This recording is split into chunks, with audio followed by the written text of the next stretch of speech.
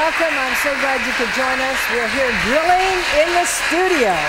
And we've just grilled some wonderful things like portobellos, spinach, sweet potatoes, all things, asparagus, tuna, things that are good for you. And I'm just going to find out how good. Take a bite. You wanted some. Yeah, I wanted the spinach, which I got. I'm going to take it. Oh, well, I didn't say take it all. That's good. Chris, she took my thing. See, it's a whole portion issue again. It's a portion issue. Right. I get nothing. That is really good. Isn't it great? The taste? And it still has enough crunch, and it, you know, like I said, you still have that pretty green. You know, it still has the vegetables in there. You didn't totally cook out all the vegetables. It's wonderful.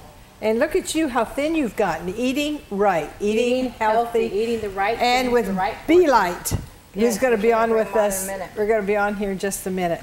Well, but can I say something? When Chris got into all this, he came home with this contraption, and I'm like, "What is that?" He goes, "You make beer butt chicken with it." I'm like, "What?" He goes, "Yeah, I got to go buy beer and put it and cook the chicken." I said, "Honey, we're on Christian television. You can't go anywhere and buy beer."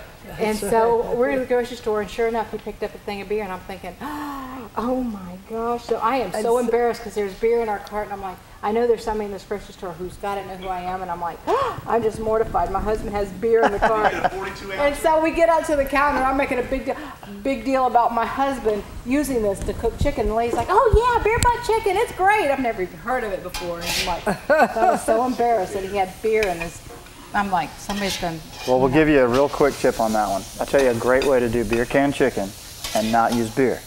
Use balsamic vinegar. It's fabulous. Really? Balsamic vinegar. Just a little bit. Don't have to use much. It'll steam up and go right into the chicken. It's the same exact way to cook it, but it's a terrific flavor. Well, what we do is we'll soak the chicken overnight in the Italian dressing. Yeah. And then we'll put the beer can in the chicken and then cook it. So do the other. Try it with balsamic. And then I don't have to be embarrassed about you like vinegar-based barbecue or type style, you'll love it. You'll love it. Chris, you got that too far from me. Come on over. No, come on over. Oh, look how beautiful that looks. Doesn't that look great? How's the steak doing? Oh, the steak. Steak is resting. Steak is resting. He's a little tired. Be very quiet. He's very quiet. That's right. He's resting. All right. Well, tonight we've been featuring Fireside Outdoor Kitchens, and tonight they're featuring on the program the Evo grill, which is tell us again what the style of grill is. It's a griddle style grill. It's a radius grill, so it's entirely indirect. We tried to show everything tonight, the way to cook indirect. So the Evo is propane or natural gas, either one. Just about everything we sell, actually every grill we sell, unless it's charcoal, you can convert them from from propane to natural gas and back. It's very inexpensive to do. So it's a radius cast steel top. It's virtually, you can do almost any style of cooking. Smoke might be a little too tricky, but it's just got a huge variety, and because of the size, you can do a ton of volume. It's basically a party. I mean, that grill is just made for a party. And it's very easy to clean. Very simple. Maintenance is very easy on it. Yes. And how long does the gas usually last on something like that, the fuel? You know, I don't know. We have not gone through a tank on it yet. If you left it on, obviously you're going to go out of it. But it seems to be a very efficient grill. We've been using this one for about 3 weeks, and that's not been a problem we've experienced. Okay. So it seems real efficient. Okay. Did you have to season the grill before you started using it? That's a good question. No, you don't. It comes in either it's a cast steel, and you can buy it as an option with a ceramic layer. The only time that's advisable is if you're going to be on the coast, where salt's an issue. Okay. So we've noticed when we clean it really, really good that it does start to get a little rust spot, kind of like cast iron. If we don't I put some pecan oil or whatever I've got handy on it, just wipe it down, and then just leave it, and it's fine. The health benefits of that are not an issue, because when you crank it back up, if there was any bacteria or anything that formed, you're going to burn it off in just a few seconds. Yes. Okay. Yeah. Okay. Well, we're going to talk about your ministry in just a minute, but we're going to go to a song. When we come back, I'm going to have dug into some of that. Sorry, you have to go down there on Tuesday nights to Fireside if you're local and get into it. And if you're on the web, you're just going to have to go to the web and try it for yourself. But I'm really excited about having these guys here. They got my young men smoking. Not that kind of smoking. Horrible influences over there. Horrible influences. However, they have smoked up the entire studio in here, if you've not seen. No, but he on the weekend, what do you do that? That's smoking. Smoking, yeah. You have a smoker. I have a smoker, and we smoke. A brisket. We smoke He brisket. smokes brisket. And chicken. And the reason we do that is because Tamara and I, we don't eat pork. And most all barbecue that you can find in the South in any restaurant is pork. And so I started watching a show called Barbecue Pit Masters, and watching that show, I realized, well, there's more than just pork out there. You can do the chickens, and you can do the briskets. Absolutely. And when I found that, and then I finally actually tasted brisket at that point, because I'm from the South, all I've ever eaten was pork. So once I found there was something else out there, I was like, wow, this is great. I want to do this.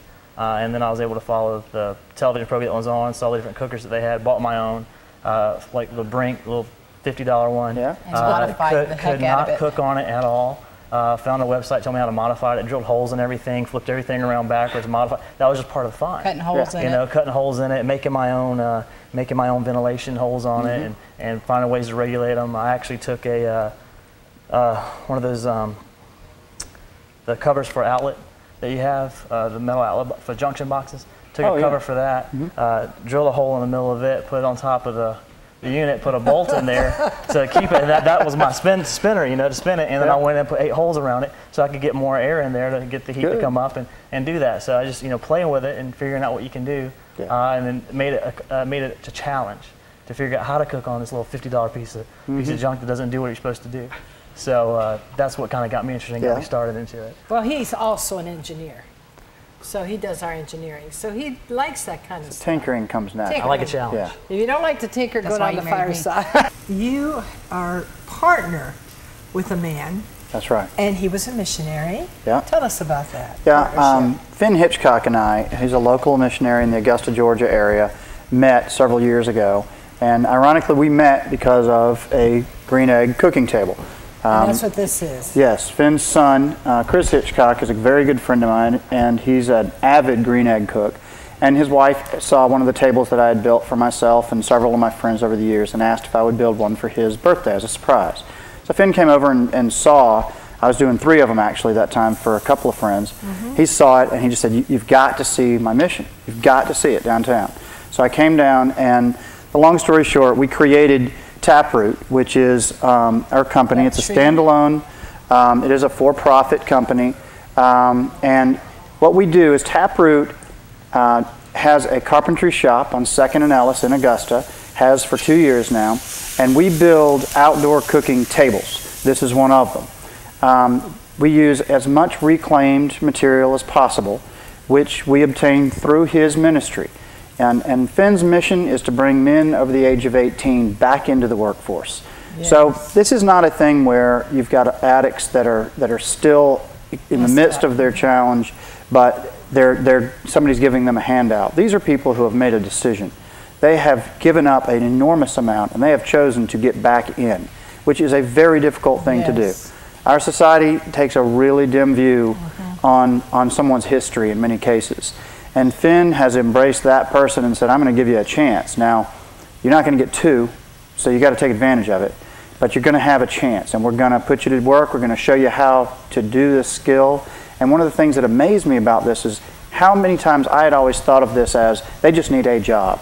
That's not it. They don't know how to have a job. They've never had one. So when all of us talk about going to work for 8 hours, and we know the people that we work with, and we're used to going every day for 5 days in a row and taking a break, that is alien to a lot of these guys. And I say guys because Finn's mission is for men over the age of 18. So what we did was we created Taproot together, and it is a carpentry shop. We embrace the Salvation Army Job Skills Training Program. They send some of their men into our shop daily. We teach them basic woodworking skills. But what really is happening is they're the same couple of guys, because there's usually 2 or 3 in a group, will come in every day for a long period of time, and we get to know them, and they start to understand what it's like to go to work at the same time and leave at the same time, and that it's all right to know the people you work with and to become friends with them. It actually is amazing when we first start working with a new group, it'll be a couple of weeks before they really start to talk to us, because they're not used to it. They don't realize that it is normal to have these friendships with these people that you work with, and it's okay to look forward to go into work and to feel good about making something. So we take these products that they've torn out of buildings as they've been redone, Slate is very common. Most people don't realize that the blackboards we all grew up with are gone. They use whiteboards now.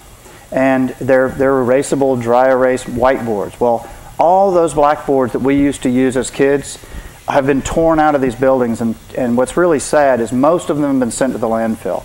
So they're spectacularly beautiful pieces of slate. If you turn them over, they have this beautiful contour and texture to them. They don't require any work at all except just cut them into the shape you want.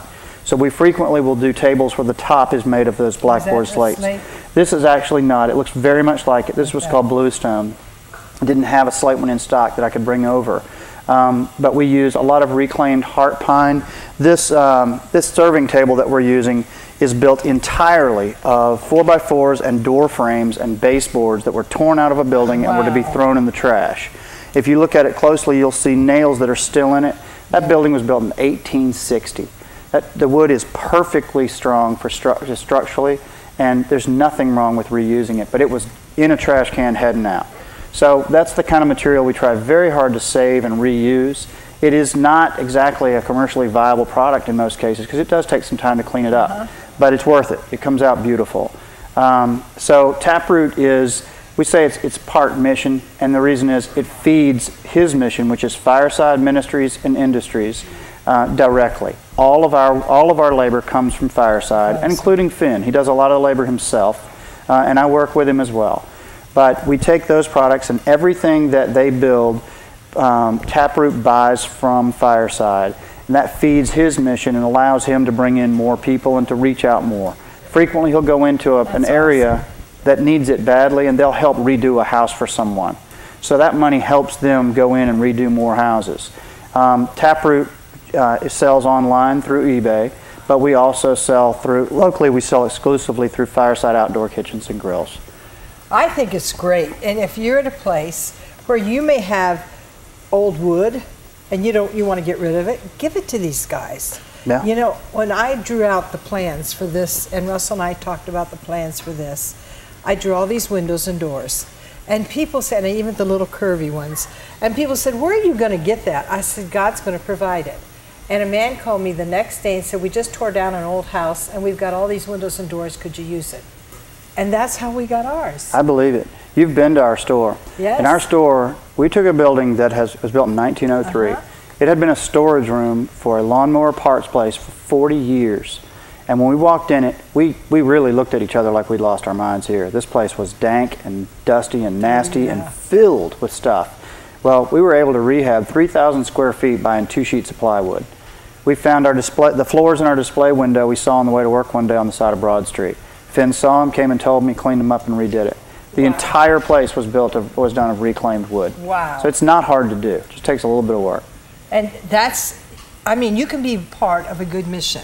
Also, all our viewers across the nation, I just welcome you to go to I'd rather be Fireside. I'd rather be Fireside. I'd rather be Fireside. That's right. If they can put that up on the screen, I'd rather be Fireside.com. And you may want to get involved in this mission. You may be at a place where they're taking down an old building, and you say, let me give them the wood. You're bringing men back into civilization. That's what I call it. It's true. But you're bringing them back to work. You're teaching them a job. What a great thing to do. When I was, years ago, I wanted to always, that was my dream, to take young kids off the street, bring them to a place, and let older people teach them crafts, teach them like wood and electrical and this kind of thing. So I have a heart for that. That's, wow.